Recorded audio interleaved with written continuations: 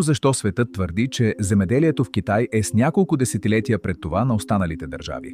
Докато на много места в момента се изсичат дървета, за да се произвеждат мебели, в Китай те директно отглеждат столове от самите дървета. Стол, отгледан от дърво крепе мирта, е отличен пример за това.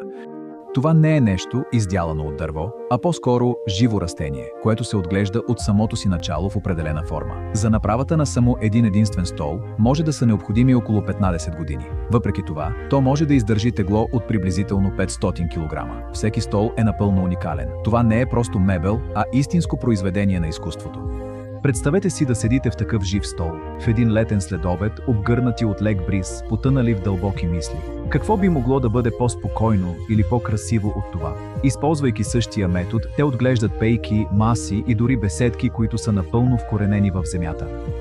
Тези технологии не са просто загрявка за бъдещето, а са пример за желанието да се съчетаят уважението към природата, функционалността и красотата. Харесва ли ви да релаксирате в такива мебели? Споделете в коментарите.